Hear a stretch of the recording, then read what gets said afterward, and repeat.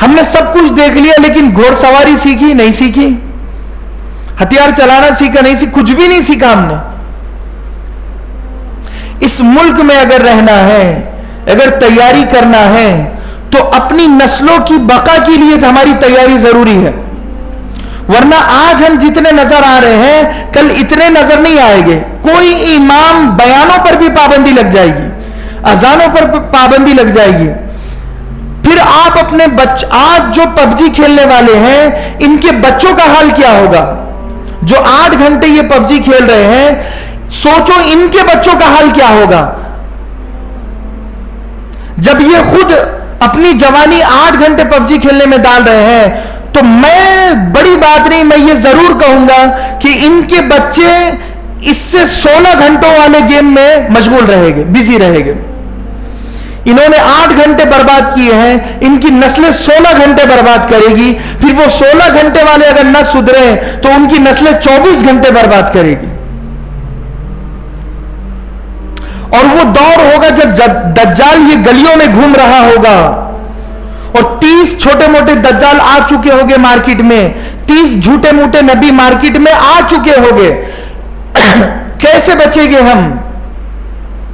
पहले इतने फिरके हैं, समझ में नहीं आता कौन किधर जाए। उसमें भी अगर झूठे नबी जब दावे करेंगे तो सोचो आप इनके फॉलोवर्स कितने हो गए। अल्लाह के नबी के जमाने में मुसैलमा कज़्ज़ाब ने जब दावा किया था, उसे दावा किए हुए कुछ दिन ही गुजरे थे तो उसे मानने वालों की तादाद बढ़ रही थी। अल्लाह के नबी ने ख्वाहिश जाहिर की है, नमाज के लिए जब आप आ रहे थे, फिक्रमंद थे, पसीना आपकी पेशानी से जा रहा था।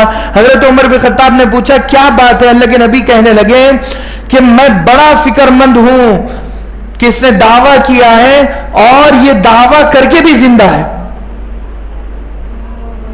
उन्हीं सहाबा ने उसकी गर्दन धड़ से अलग की है। और अल्लाह के नबी के जमाने में 4 लोगों ने नबी होने का दावा कर दिया था। अल्लाह के नबी कहने लगे कि बुइस्तु अना वस्सा कहातैन, कि मैं और क़यामत दोनों की मिसाल ऐसी है। ये अल्लाह के नबी और ये क़यामत दोनों लगे हुए हैं। अब ये जमीन बर्बादी की तरफ बढ़ रही है, आसमान भी अपनी बर्बादी और क़यामत की तरफ बढ़ रहा है। मेरी क़यामत कब है? कि मेरी मौत आ गई तो अब वो क़यामत है। जाहिर सी बात है, मैं जब ही उठूंगा जब वो सूर फूका जाएगा। तो इसका मतलब है कि मेरे पास वैलिडिटी बहुत कम है और माहौल बड़ा गर्म है, गाने और फिल्मों का माहौल है।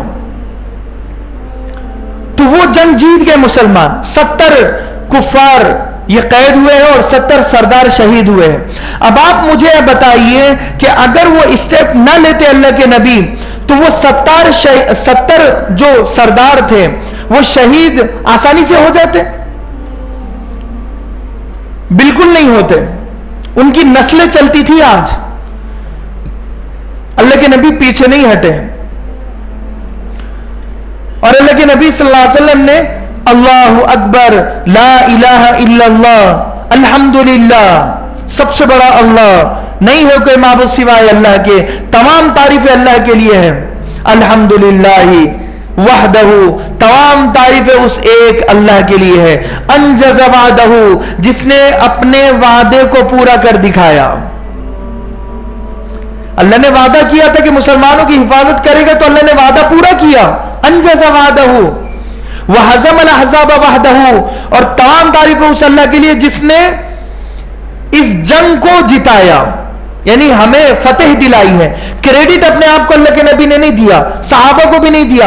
हालांकि क्रेडिट देना चाहिए था, लेकिन अल्लाह को क्रेडिट दिया है। आज हम थोड़े मोड़े इबादत गुजार बन जाते हैं ना, तो मैंने इतनी नमाजें पढ़ी, मैंने इतने रोजे रखे, मैंने इतनी तस्बीहात पढ़ी, मैंने इतना जिक्र किया, मैंने इतने हज और उम्रे किए। हाजी नाम ही नहीं लगाना चाहिए नाम के पहले। सही बात तो यह है कि अगर अपने हज को बर्बाद नहीं करना है तो हाजी नाम ही नहीं लगाना चाहिए अपने नाम से पहले। आप ढिंडोरा पीट रहे हो, 10 लोगों को बता रहे हो कि आप हाजी है, अपने हज के सवाब को बर्बाद कर रहे हो।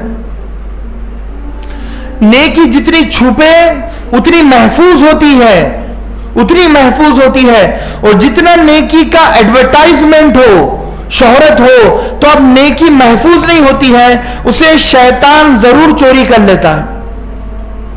और ये हमें आज पता नहीं चलेगा, कल पता चलेगा कि अरे मैंने तो बड़ी नमाजें पढ़ी है। जब पीछे देखेंगे तो एक भी नेकी जब नहीं रहेगी, तो ये सिर्फ और सिर्फ लोगों को दिखाने की नीयत की वजह से तमाम नेकियां बर्बाद हो जाएगी। अल्लाह कहेगा जिसके लिए नमाजें पढ़ी हैं उससे सवाब ले लो जाकर।